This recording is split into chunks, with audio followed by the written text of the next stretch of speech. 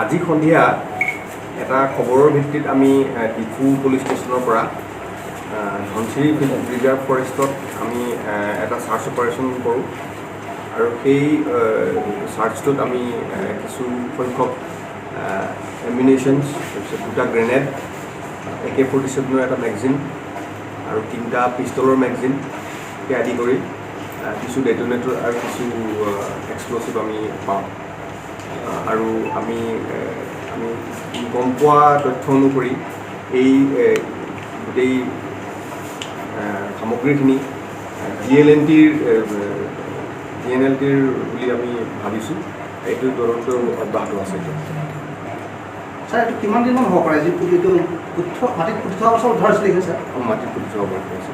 এইটো একজেক্টলি কোৱাটো টান, কিন্তু কিছুদিনটো হৈছে, কাৰণ কিছু ৰাষ্টিং হৈছে, কিছু বস্তুত মামৰ লাগিছে আৰু একচুৱেলি বেছি পুৰণা হৈ গ'লে ঘামি যায়। ভিতৰতো ঘামা আছিলে, ডেম্প আছিলে, গতিকে এটলিষ্ট 3-4 মাহটো মিনিমাম। এনেকুৱা ধনচিৰি ৰিজাৰ্ভত এনেকুৱা আৰু থকাৰ সম্ভাৱনা আছে নেকি? আৰু ওলাব পাৰে নেকি? এই তথ্যটো এনেকুৱাকৈ এতিয়া পোৱা নাযায়। DNLT এক্সিষ্টিঙৰ কথাটো কেনেকৈ কি কয়? এইটো আমাৰ হাফলঙৰ কিবা পুলিচ কেইটাতো এতিয়া DNLTটো এতিয়া এক্সিষ্টিং নাই বুলি আমি এই বিষয়ে চলি আছোঁ, কথা পাতি আছোঁ। বাকী তদন্তৰ কালতে পিছত গম পোৱা যাব।